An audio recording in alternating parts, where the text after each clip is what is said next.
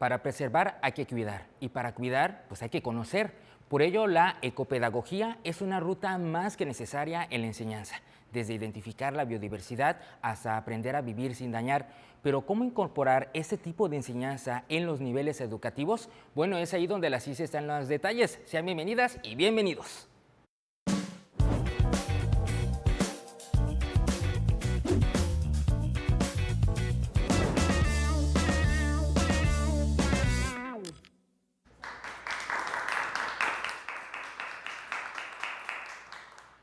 Hola, hola, ¿cómo están? Esto es La Ciencia está en los detalles y este es un programa de divulgación científica de la Universidad Juárez Autónoma de Tabasco. Estamos completamente en vivo por las cuentas oficiales de nuestra UJAT, así que muchas gracias por vernos, escucharnos y compartir estos momentos, estos instantes con nosotras y nosotros. Soy su amigo y servidor Adrián de Dios Solís y qué gusto estar con ustedes en esta ocasión y saludamos con mucho gusto a nuestro público que por ahí ya lo vieron y ahorita nada más lo vamos a escuchar. ¿Cómo está nuestro público?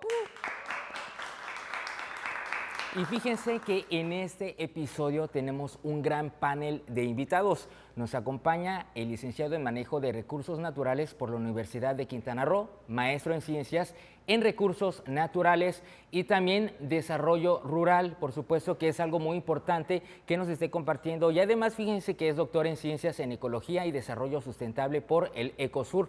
También pertenece al Sistema Nacional de Investigadoras e Investigadores y también al pues este conteo que tenemos en el estado de Tabasco y también es investigador del Centro del Cambio Global y la Sustentabilidad. Le damos un fuerte aplauso al doctor José Guadalupe Chanquijano. Bienvenido, ¿cómo estás, mi estimado? Fíjense que también nos acompañan por acá un ecólogo por la UJAT, maestro en Ciencias Ambientales del Instituto Potosino de Investigación Científica y Tecnológica. Además, es doctor en Ciencias en Biodiversidad y Conservación por la Universidad Autónoma del Estado de Hidalgo y es miembro del Sistema Nacional de Investigadoras e Investigadores nivel 1 y también del Sistema Estatal de Investigadores de nuestro estado y, por supuesto, es investigador del Centro de Investigación sobre el Cambio Global. Así que, pues, saludamos con mucho gusto al doctor Rodrigo García Morales. ¿Cómo está, doctor? Bienvenido.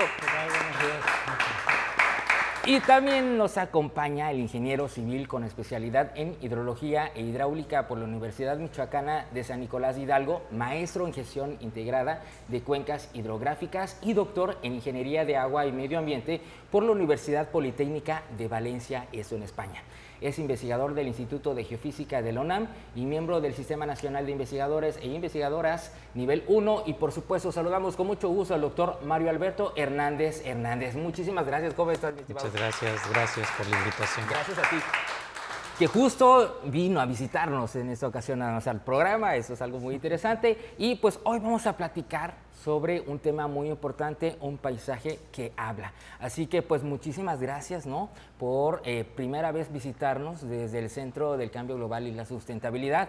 Mi estimado José, muchas gracias, ¿cómo estás? Muy bien, bien, y pues para empezar, agradecerte la invitación.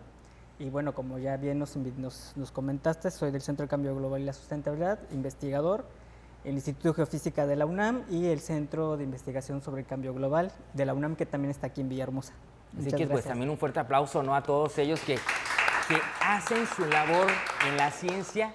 Y por supuesto, pues un tema que está muy interesante, mencionamos ecopedagogía, un paisaje que habla. Ustedes están desarrollando un proyecto en conjunto que es conocer y valorar un sistema lagunar del estado de Tabasco, ¿verdad? Sí, así es. Bueno, el proyecto es un proyecto grande, financiado por lo que le conoce el PAPIT de la UNAM. Aproximadamente somos como 40 investigadores en el proyecto. Obviamente tenemos estudiantes, hay investigadores de la UJAT principalmente, estudiantes también que nos están apoyando.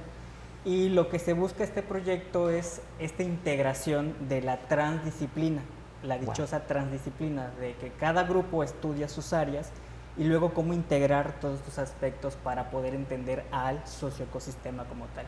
Y pues tuvimos la dicha que el proyecto está aquí para el estado de Tabasco en el sistema lagunar Chacchoc-Ceja. Entender el socioecosistema lagunar. Platícanos, escuchamos una laguna, es Chaccha, ¿me decía? Chacchoc-Ceja, bueno, como dice, ¿no?, un territorio que nos habla, ¿no? ¿A qué se refiere? Estamos muy acostumbrados a que los investigadores hacemos nuestra disciplina, hacemos nuestras investigaciones y lo dejamos a ese nivel. Y lo que buscamos con este proyecto es que sigamos esas disciplinas, pero que al final se integren con los métodos transdisciplinarios para poder explicar cómo se está comportando el sistema y obviamente considerando a la población humana. Y entender esas transiciones entre lo que está, digamos, sucediendo en una cuestión biológica y cómo beneficia o afecta a la población. Entonces, eso es lo que estamos buscando con el proyecto. Y hablamos no solo de población, digamos, seres humanos, sino también en general de las especies que se relacionan, ¿no? Sí, el proyecto está dividido en 8, digamos, grupos de trabajo. Tenemos los investigadores como el doctor Rodrigo, que trabaja con la fauna, en este caso murciélagos, al doctor Mario, que trabaja con esta cuestión de la hidrología del sistema.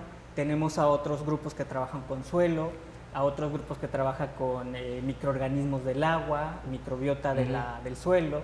Entonces somos diferentes componentes de vegetación, percepción remota, y que cada uno está estudiando el sistema para entenderlo. Claro. Y entonces ahí es donde viene toda esta cuestión de ya empezar a hacer la integración y entender cómo se comporta el sistema. Hablando de esa integración, ¿cómo se suman? Por ejemplo, tú, mi estimado Rodrigo, ¿cómo te sumas al proyecto? ¿Ya llevabas avances o iniciaste desde cero el proyecto? Sí, no, el proyecto lo iniciamos a la par, como menciona el doctor José. Nos juntamos este gran equipo de trabajo. Tuvimos, de hecho, una reunión previa en la Ciudad de México, donde tuvimos un taller para conjugar todas las disciplinas que están, ¿no?, involucradas en el estudio integral de este sistema lagunar, que está en Emiliano Zapata, en la zona de Los Ríos, aquí en el estado de Tabasco. Nos sumamos, estuvimos ahí todos los investigadores. Bien, lo menciona Chan, desde nuestra disciplina. En este caso yo estoy trabajando con murciélagos, es un grupo con el cual he estado realizando mis investigaciones, y con ello planteamos pues qué podríamos estudiar, ¿no?, utilizando los murciélagos. En este caso estamos evaluando la parte de uso de pesticidas y agroquímicos en los murciélagos y ver más o menos cómo se puede esto reflejar, ¿no?, en una salud a nivel ecosistémico, poblacional de humanos y la salud del ambiente, ¿no? Y sobre todo porque es en la zona, me decían, Emiliano Zapata. Sí, es para allá, Zapata, ¿no? Sí. Y qué tan alejados está de la industria, qué tan... ese tipo de datos, ¿no? Ustedes... Pues bueno, así como que alejados de la industria, digamos, no tan lejanos, porque bueno, en esa zona hay una gran extensión de palma de aceite. Tenemos esta cuestión de como, no sé cómo le llaman, como de tipo hidroeléctrica, pero... Termoeléctrica, perdón, que está cerca de las comunidades y obviamente la gente lo ve como una afectación. Sí. Por las consecuencias que trae, ¿no? Que es cuestión termoeléctrica, que por acá, ya vi que, a ver, pues platícanos también por ahí. No, un poco, la termoeléctrica, pues básicamente lo que hace es producir la energía que se requiere, sobre todo en la parte sur de los estados del sur de México, donde justamente no se puede producir energía a través de la hidroeléctrica, que es el movimiento del agua, ¿no? Entonces aquí se queman combustibles para hacer ese calentamiento del agua que genera el vapor, que mueve turbinas y finalmente genera la energía, ¿no? Entonces, al no tener estos represas que puedan generar ese movimiento a través de las hidroeléctricas, se usan estas termoeléctricas, pero el inconveniente pues es la quema de los combustibles fósiles y cualquier derivado que pueda pues depositarse, ¿no?, como contaminante alrededor de la presencia de esa termoeléctrica. ¿Y cómo se han ido adaptando, al fin de cuentas, estas actividades naturales de los seres humanos, ¿no? Bueno, en el grupo en el que yo estoy, que precisamente estamos estudiando recursos naturales y sociedad, pues nosotros trabajamos con la gente. Entonces estamos trabajando con 5 comunidades de la zona y trabajamos a base de talleres, entrevistas, recorridos de campo. Y lo que la gente nos comenta es que sí han tenido ciertas afectaciones desde la contaminación de zonas acuáticas o cercanas a las comunidades, y estas discusiones también en cuestión de los trabajos, por ejemplo. Entonces, y pongo el ejemplo de las palmas de aceite, que muchas veces lo vemos como algo negativo. Y cuando estudiamos esto con la sociedad, para la sociedad, la población que habita ahí, no es algo negativo, es algo positivo, Claro. porque está generando empleos para ellos. Sí se preocupan con la parte ambiental por las afectaciones que puedan tener los suelos, pero principalmente ellos lo ven desde una cuestión socioeconómica. Entonces ahí es donde también nosotros tenemos que evaluar esas partes de sí, está afectando negativamente desde una cuestión de afectaciones biológicas o ecológicas, pero por una parte está favoreciendo a la población. Hablamos de efectos al fin de cuentas, ¿no? Que dependiendo también desde el ángulo que se miren, pues vamos a poder dimensionarlo hacia dónde gira, ¿no? Entonces, nada más para recapitular, ¿este proyecto lo inician en qué año? ¿Cuánto van trabajando, avanzando? No sé si algunos de ustedes... Bueno, me parece que 2023 puede ser, sí. Estuvimos trabajando el proyecto, el financiamiento que tiene este proyecto es del que más recurso económico recibe a nivel de la Universidad Nacional Autónoma de México, y es de los grandes proyectos que necesita necesariamente que se incluyan varios institutos o centros de investigación. Entonces, para planear una buena propuesta y que sea aprobada, pues requerimos todo un año de trabajo antes de ser presentada, ser aprobada, y tienen una duración de 3 años. Lo dejamos aquí, nos vamos a una pequeña pausa, amigas y amigos. Estamos iniciando en su programa, La Ciencia está en los Detalles, porque estamos conociendo más sobre este paisaje que habla, y ahorita regresamos, no se vayan.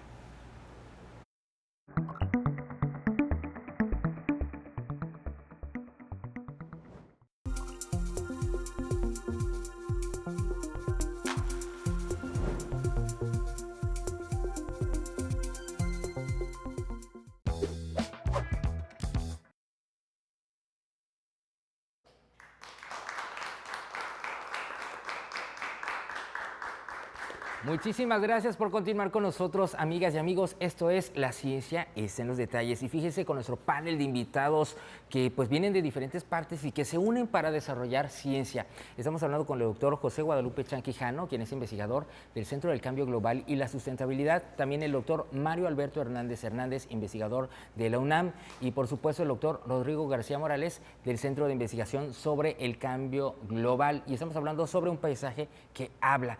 Y justo estábamos ya directo al grano para comprender que cada uno de ustedes tiene diferentes áreas de conocimiento, disciplinas, se unen para conocer esto que está sucediendo en este sistema lagunar. Y pues justo, a ver, platíquenos en sí de qué es lo que hacen cada uno, porque hablamos de murciélagos, ¿verdad? Por acá. Sí, sí, por ejemplo, en mi caso, que trabajo yo con murciélagos, también tengo un colega que está en Colima, y bueno, nos reunimos, fijamos fechas. Lo que hacemos nosotros es eso, ir ahí al sistema lagunar. Ya tenemos permisos para acceder a los terrenos, todas las autoridades ejidales y dueños. Entonces llegamos, y lo que hacemos nosotros de manera muy particular es colocar unas redes que podríamos pensar un poco como en paños para los peces o como una red de voleibol. Las ponemos en lugares estratégicos que nosotros consideramos sean zonas de paso, y los murciélagos, al salir en la noche y volar en el ambiente, pues se atoran, que quedan capturados en las redes.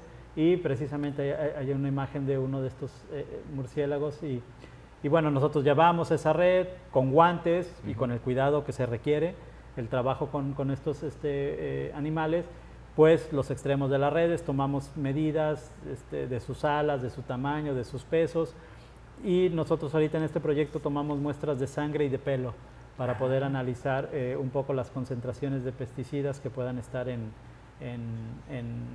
presentes, pues ¿no? cuerpo, ¿no? En su cuerpo, exactamente, ¿no? Entonces, a través de análisis sanguíneos y de unas técnicas en pelo, podemos nosotros decir más o menos qué agroquímicos puedan estarse pues acumulando en el cuerpo de los murciélagos, ¿no? ¿Hay alguna especie nativa o única allí? Platícanos un poquito de eso. Bueno, el estado es uno de los estados con una alta diversidad de murciélagos. Más o menos un recuento entre colegas expertos, podemos estar hablando de entre 60 o 70 especies de murciélagos diferentes en el estado de Tabasco. Entonces, sí tenemos especies, digamos, nativas de ambientes tropicales, aunque no tenemos especies que nosotros biólogos llamamos endémicas, es decir, que nada más las encontremos en una zona muy particular, exclusiva del territorio. No tenemos ese tipo de especies de murciélagos, pero sí tenemos un número bastante amplio. Entonces tenemos murciélagos que comen frutas, que comen insectos, que comen peces, algunos que se alimentan de sangre, evidentemente. También tenemos algunas especies carnívoras, tenemos la presencia de uno de los murciélagos más grandes, bueno, el murciélago más grande en el continente americano lo podemos encontrar aquí en territorio tabasqueño, ¿no? Entonces, digamos, desde el punto de vista de los murciélagos, Tabasco es uno de los estados que poca atención ha tenido en ese sentido, pero sí tiene un elevado número de especies. Y el sistema tiene muchas especies, más o menos. Ahorita nosotros hemos capturado entre 15 o 20, pero hay estimaciones de que puede haber hasta unas 30 o 40 especies más, ¿no? Y hasta se van mezclando luego, ¿no? En la genética, puede ser que tengan características. Bueno, entre especies no hay, pero no hay cruzamientos, pero digamos, si hay poblaciones de, como te decía yo, ¿no? De frugívoros, insectívoros, se están reproduciendo y bueno, hay una elevada cantidad de especies en este sistema, ¿no? Entonces, desde un punto de vista de la biodiversidad, el sistema lagunar tiene una alta, elevada riqueza biológica. Wow. No solo de murciélagos, también hay listados de mamíferos, hay anfibios y reptiles, hay aves acuáticas. Entonces, es un sistema, desde el punto de vista biológico, con una relevancia muy, muy importante, ¿no? Sí, y entonces por acá, mi estimado Mario, platícanos también tus aportes en este proyecto. Sí, justo, yo estoy colaborando en el grupo de hidrología y modelación, son dos áreas importantes del proyecto de investigación. Tenemos una gran cantidad de académicos y estudiantes trabajando. Por un lado, en la parte de hidrología, nuestra idea principal es conocer cómo se mueve el agua en las lagunas, es la parte más física. No, básicamente quien domina es el río Usumacinta, en función de el nivel que tenga. Se conecta por una serie de canales que entra y sale agua al sistema lagunar y son quien básicamente lo alimenta, ¿no? Entonces, en función de cómo sube y baja el río Usumacinta, se van a alimentar las lagunas, ¿no? Y hay un momento en época de lluvias que pues esto está totalmente desbordado, inundado, desaparecen estos límites naturales de las dos principales lagunas que llamamos Chaschoc y Cejá, que son los cuerpos lagunares más grandes en la zona. Pero no sucede por una lluvia local, sino básicamente del agua que viene, que capta el río Usumacinta. Recordemos que este río es, junto con el Grijalva, que pasa aquí en Villahermosa, los dos ríos más caudalosos del país, en el sur, y en particular el Usumacinta nace en Guatemala. Justo estamos viendo ahorita, no sé. Sí, ese es uno de los canales de acceso, y pues hacemos una serie de instalaciones de medidores de la altura o nivel del agua en las lagunas para justamente registrar cómo con el paso del tiempo esto va cambiando. Sí. Otra parte que también hacemos es instalar colectores de agua de lluvia, porque utilizamos técnicas isotópicas para definir el agua que está presente en las lagunas y básicamente viene de origen meteórico o a través de una conexión con el acuífero. El agua es muy somera en la zona y puede salir, ¿no? Por conexión con las lagunas, por el fondo de las lagunas. Pero básicamente lo que hemos visto es que el sistema es muy dinámico y responde principalmente a los cambios en el río Usumacinta para acumular o descargar agua dentro o fuera de las lagunas. Impresionante. Y pues por ahí hay una serie de imágenes que utilizamos algunos equipos para medir profundidades del río, profundidades de las lagunas. Tenemos que hacer estimados de el alcance en superficie y el volumen que se almacena, pero básicamente si vamos una vez, tomamos una fotografía del estado de la laguna. No tenemos el histórico, ¿no? En el tiempo, y justamente para eso nos sirven los sensores. ¿Y cómo has visto los resultados que has obtenido allí? Pues justamente... ¿Hay mucha variación en estos? Hay mucha variación, responde muy rápido, en cuestión de menos de una hora se empieza a subir el río en el Usumacinta y ya está conectando agua hacia en el mismo día puede estar variando. Exactamente. Sí. Entonces, ¿tiene alguna indicación a qué se refiere eso? ¿Qué podemos predecir o conocer de eso? Pues básicamente lo que podemos saber es cuándo va a entrar agua a la laguna, porque hay toda una serie de actividades asociadas a la presencia de agua en la laguna, cuando se termina la época de siembra en la zona o empieza la temporada de pesca, ¿no? De pesca nativa, o pues todas las actividades sociales o humanas que se generan en la zona. Hablando de de las áreas sociales, acá eres pues el bueno, ¿no? Para identificar esa parte. Bueno, déjame aclarar, es socioambiental. Socioambiental. Sí, porque ya hablando de sociales son otros métodos, otras técnicas que se utilizan y yo no soy tan especializado en eso. En los aspectos socioambientales es donde yo me desenvuelvo y mi papel en el proyecto es precisamente trabajar con la gente. Y bien, tú mencionabas al inicio ecopedagogía. Y parte de ello es lo que hemos trabajado también con los niños de las escuelas rurales de la zona. Y bueno, si me permites mostrarles, este es un pequeño producto del trabajo que hemos realizado. Y lo que buscamos acá con respecto a esto de ecopedagogía, precisamente es ese tema de el conocimiento que tienen los niños de las áreas rurales a una zona más suburbana o urbana. Y lo que vemos es que los niños de las comunidades tienen más conocimiento en cuestión del uso y manejo de sus recursos naturales a comparación de los niños que están creciendo en zonas suburbanas y urbanas, que el conocimiento es casi nulo. Entonces, de ahí es necesario toda esta cuestión de la ecopedagogía, de cómo es que ahora en zonas urbanas este conocimiento podemos empezar a incursionarlos dentro de las escuelas, ¿no? Ya hablando de la urbanización. Wow, sí. Y parte de lo que también hemos estado realizando es precisamente trabajar con la gente de las comunidades, que son los talleres. Uno de los talleres de manejo de recursos naturales, evaluamos todo este aspecto del manejo y conocimiento de sus recursos naturales, cómo los usan, para qué los utilizan, en cuestión socioeconómica. Otro de los talleres que también trabajamos es percepción climática. Y es ahí donde se van vinculando con las otras disciplinas de los grupos de trabajo, donde la gente percibe los cambios de temperatura sin tener un dato duro. Claro. Entonces, por ejemplo, si les preguntamos, ¿ves que o sientes que el agua de la laguna ha incrementado?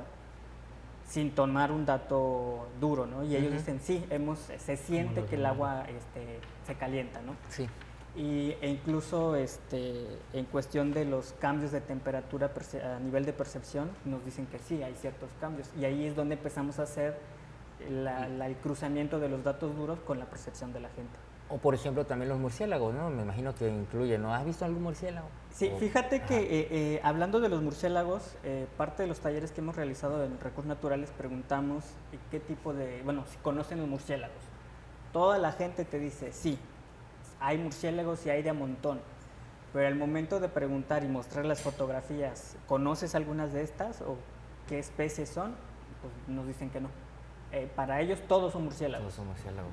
Y cuando les preguntas de qué se alimentan, pues hemos visto que se alimentan de frutas y vemos que a veces el ganado... Pero entonces una pregunta, ¿allá ya no tienen ese temor de que solo son los, digamos, son vampiros o comen sangre o ya no les pica nada más a ellos? ¿O te parece si nos quedamos con esta preguntita, retomamos el siguiente bloque? Porque sí está muy interesante lo que están desarrollando, digo, cómo se mezclan las disciplinas. Y ya me estoy imaginando qué es lo que van a realizar para el término de ese estudio. ¿Les parece? Seguimos platicando en un momento. No se vayan, amigas y amigos. Esto es La Ciencia está en los detalles.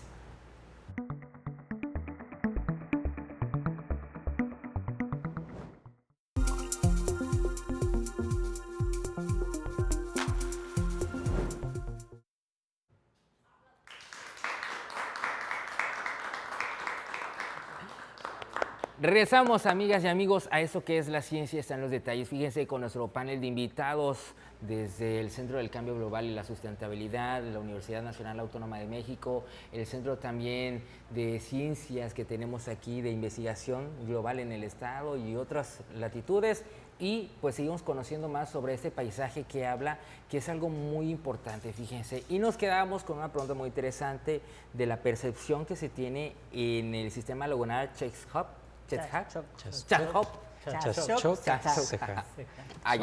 Y sobre los murciélagos, ¿no? Que ellos observan que comen frutas, ¿no? Frutas. Sí, al momento de preguntarles precisamente por ese temor de los murciélagos que se alimentan de sangre, pues la realidad, miedo no tienen. O sea, la gente de las comunidades no, ya digamos que están más acostumbradas a verlos. y pues ven que comen fruta, incluso la gente, bueno, mayormente las señoras dicen, bueno, nosotros que tenemos frutales en el patio, sí vemos que están comiendo la fruta. Lo que sí tienen miedo es en la parte de las enfermedades, que el murciélago le transmite alguna enfermedad, pero en cuestión de que se alimente de sangre humana, no. Ahí está, descartado. Sí. Porque aquí sigue todavía el temor en las zonas urbanas, ¿no? Y es lo que se trata de hacer con este tipo de estudios. Pero, ¿les parece si vamos a nuestra siguiente sección para conocer pues las dudas que tiene nuestro público? Así que vámonos con Mi Duda Es.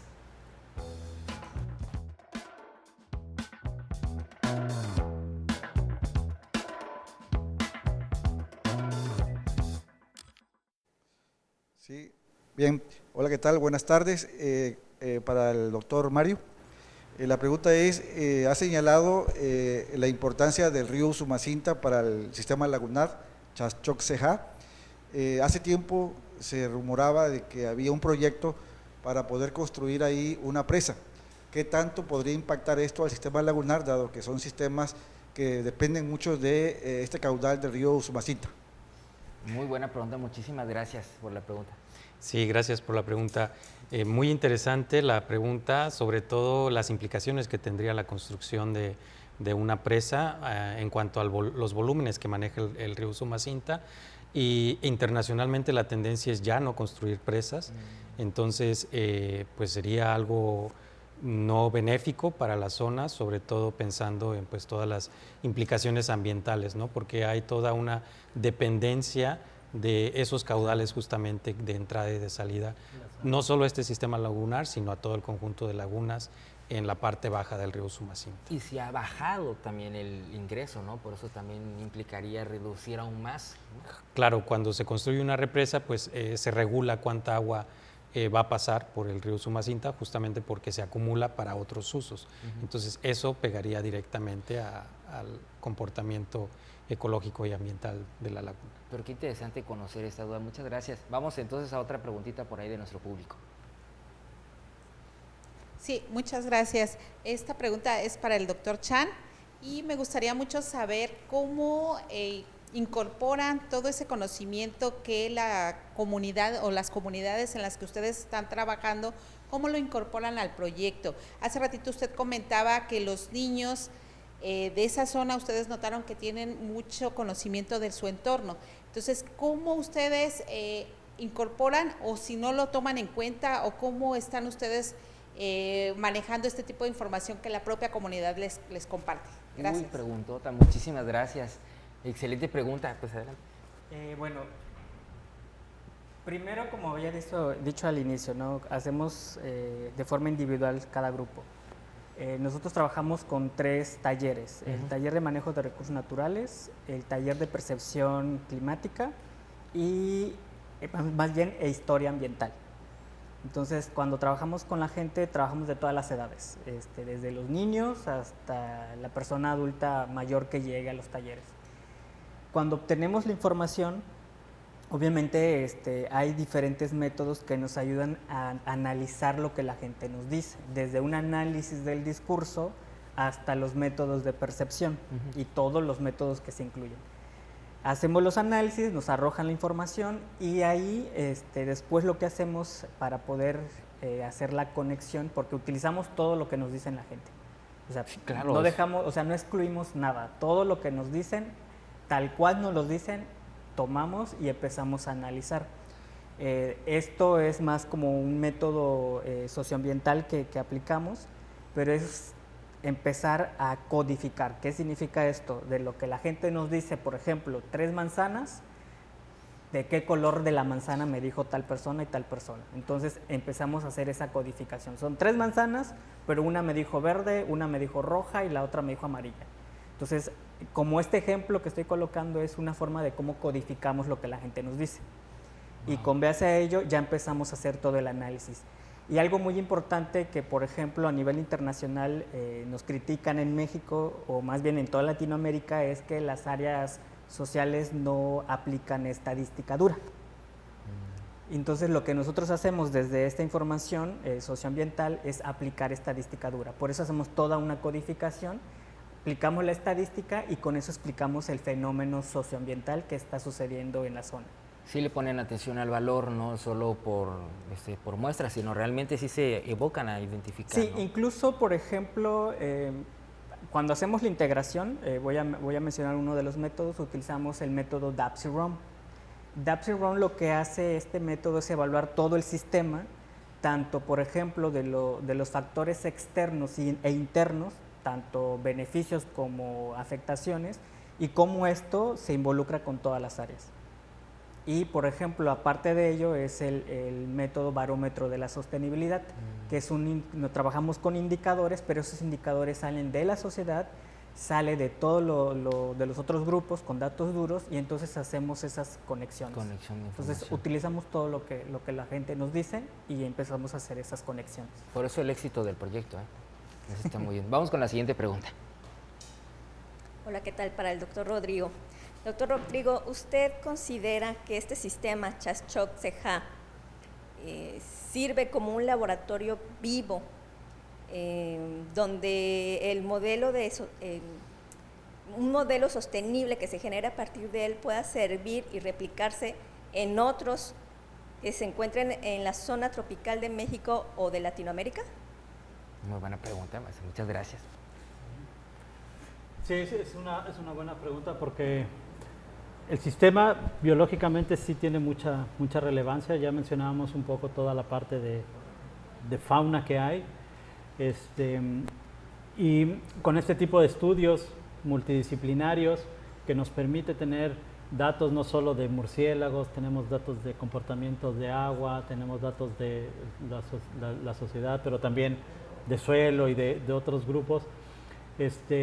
Yo creo que sí es un parteaguas, porque además estamos trabajando en un sistema lagunar que el estado de Tabasco sabemos que 3/4 partes pues es agua, casi, y son de los sistemas con más presión a nivel mundial. O sea, los humedales se encuentran como uno de los ecosistemas más presionados por actividades humanas, ¿no? Entonces, continuamente se están transformando, se están rellenando, se están cambiando, y yo creo que ahorita el sistema lagunar, a pesar de que en los alrededores hay actividad humana, yo creo que tiene condiciones aún todavía de encontrarse en relativa conservación, ¿no? O sea, no quiero decir que es un ambiente muy conservado o prístino, pero yo creo que sí reúne estas dos facetas de aún mantener vegetación que mantiene ciertas poblaciones de fauna y tiene su parte antrópica humana que está ahí interactuando. Entonces,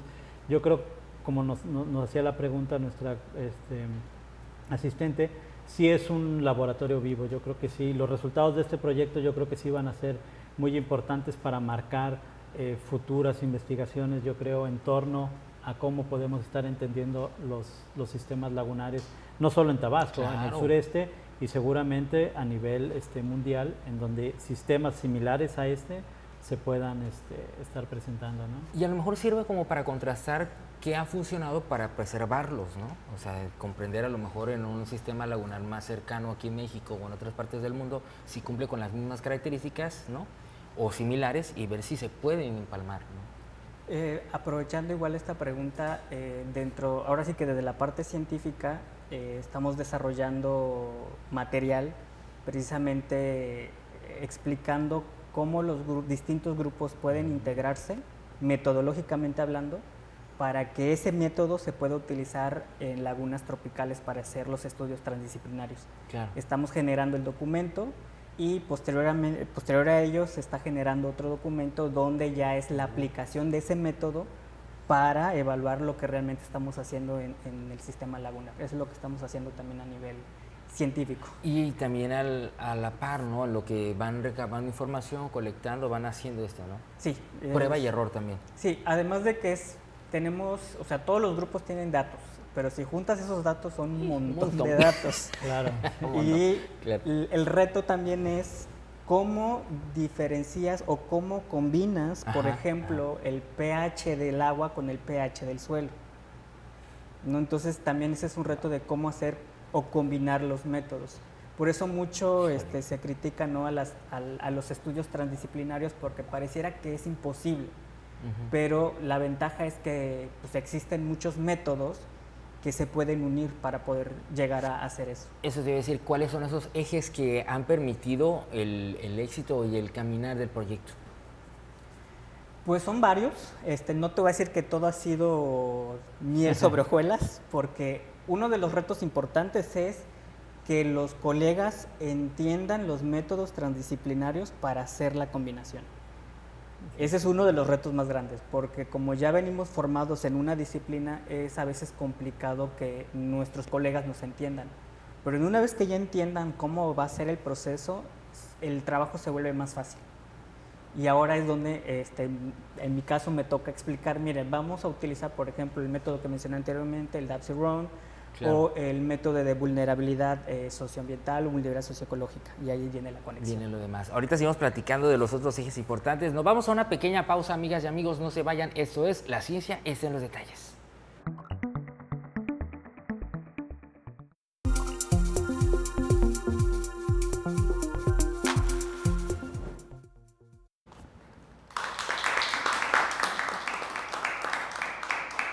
Continuamos, amigas y amigos, en eso que es La Ciencia está en los Detalles. Fíjense qué interesante nuestro público, qué bonitas también ha sido la participación con todas y todos ellos. Y por supuesto agradecerles a todas y a todos los que están por allí viéndonos en redes sociales a través del 35.1, ya sea en su trabajo, en su oficina, nos van escuchando en el tránsito vehicular. Gracias de verdad, porque hacemos más fuerte esta divulgación científica. Y fíjense, seguimos platicando con el doctor José Chan, quien es investigador del Centro del Cambio Global y la Sustentabilidad AC. También nos acompaña el doctor Mario Hernández, investigador de la UNAM, y por supuesto el doctor Rodrigo García del Centro de Investigación sobre el Cambio Global, sobre un paisaje que habla, y nos quedamos rapidísimo con los ejes que permiten esa transdisciplinaridad en ese estudio, ¿no? Sí, bueno, para llegar al punto, hemos tenido también reuniones no solamente con la gente de la población, también tenemos reuniones entre investigadores. Y por ejemplo, en estos talleres entre investigadores utilizamos métodos cada uno distintos. En mi caso yo les aplico como el método de crítica científica, que es cada uno de ellos tiene sus datos y cada uno presenta sus datos y se empiezan a levantar las manos de, oye, tu dato con el mío podían funcionar, o por ejemplo, ¿no?, la parte de las inundaciones, cómo la parte de inundación se vincula con el clima. Entonces, esas interconexiones entre grupos se empiezan a dar en esos talleres, y eso también es uno de los ejes principales, porque eso nos empieza a ayudar a que haya esas vinculaciones e interconexiones entre grupos, y se empieza a armar todo el método que estamos buscando de la transdisciplina. Claro, sí, está interesante. ¿Y les parece que sigamos ahorita conociendo más preguntitas de nuestro público? Porque la verdad que el tema da para seguir comentando, conociendo más de las dudas de nuestro público. Vamos entonces para allá. Hola, ¿qué tal? Mi pregunta es para cualquiera. Quisiera saber, bueno, si este tipo de proyectos va a seguir y cómo esta información, pues como científicos siempre se lleva a cabo la obtención de datos y generar papers y todo esto. ¿Cómo se tiene planeado bajar más que nada a las comunidades para que ellos tengan conciencia de lo que tienen y de lo que disponen, ¿no? Y de los resultados que también se tuvo, ¿no? Ah, qué preguntota. De verdad que qué gusto, porque y hasta nosotros mismos no nos damos cuenta desde chiquitos, ¿no?, de lo que hay en nuestro alrededor. Bueno, sí, justamente, bueno, creo que puedo abonar a la respuesta. Estamos en el año 3 de este proyecto de 3 años y con una serie de académicos estamos pensando en continuar. Ya se sometió una segunda propuesta para solicitar más recursos para continuar, ¿no?, con este proyecto de investigación, sobre todo en la parte de integración de la información, ¿no? Hemos pasado 3 años prácticamente generando información y nos falta ese paso adicional de integración de la información, integración de grupos disciplinares, pero además todo esto cómo lo traducimos en un lenguaje común o un lenguaje más acorde a que pueda ser entendido por no solo la parte técnica académica, sino también público en general, ¿no? Pues sobre todo que ese es el eje, ¿no?, como principal, que estas personas, todos, ¿no?, lo sepamos como... Sí, y para complementar parte de la pregunta, Se está pensando hacer un taller, se llama Taller Entre Comunidades, donde buscamos conectar a las comunidades y mostrarles los resultados del proyecto. Al final lo que le entregamos también es un informe que ellos pueden utilizar posteriormente para solicitar algún apoyo. Wow, impresionante. Híjole, muchas gracias. Nuestra siguiente pregunta, ahora sí vamos a escucharla y verla también. Hola, ¿qué tal? Para el doctor Rodrigo, ¿cuáles serían los impactos de los murciélagos en la salud del ecosistema lagunar? Muchas gracias. Sí, gracias. Sí, es una buena pregunta. Aquí estamos hablando un poco de ellos. Los murciélagos son un grupo de fauna bastante importante desde un punto de vista de procesos ecológicos. Hace rato Chan nos mencionaba, ¿no?, que las personas los perciben, los ven alimentándose de los frutos, de esto y el otro. Entonces, los murciélagos en verdad, cuando salen en la noche a hacer lo que hacen de manera natural, alimentarse y todo, participan en procesos súper importantes como la dispersión de semillas. Entonces, los murciélagos que se alimentan de frutos, al momento de que lo comen, pues naturalmente pues tienen que ir al baño, ¿no? Y entonces tiran la semilla, la depositan en este paisaje, y las plantas, si están las condiciones adecuadas, crecen, ¿no? Esa semilla germina. Aparte, ya va a fertilizar esa. Claro, entonces, desde ese punto de vista, por ejemplo, el que los murciélagos se mantengan en el sistema lagunar, están propiciando eso, que de manera natural las semillas, los insectos, todos estos procesos que son importantísimos para los ecosistemas se mantengan, Claro. ¿no? Y entonces, digamos, eso se traduce en una salud del ecosistema. Si el ecosistema mantiene procesos ecológicos, entonces es una manera como de nosotros de poder evaluar si es un ambiente conservado, si está degradado o no, ¿no? Entonces los murciélagos ahí están jugando un papel muy, muy importante, ¿no? Que se hablaba hace años de las cadenas alimenticias, ¿no? Cumple una función muy También sí podemos considerar también las cadenas alimenticias, que son los flujos, ¿no?, de energía entre el consumidor primario, los intermediarios y el terciario y todo, ¿no? Pero sí, o sea, es un enfoque muy, ¿no?, ecosistémico, integral, a miras de poder evaluar cómo está la salud de este sistema, ¿no?, en particular. Sí. Y vamos con nuestra siguiente pregunta también. Buenas tardes. Mi pregunta sería si con la información que hasta el momento ustedes han recabado del trabajo que han realizado en la zona de estudio, ¿ha sido posible ya para ustedes determinar cuál ha sido un nivel de impacto de la actividad humana en la conservación del ecosistema? Muchas gracias. Comento algo rápido.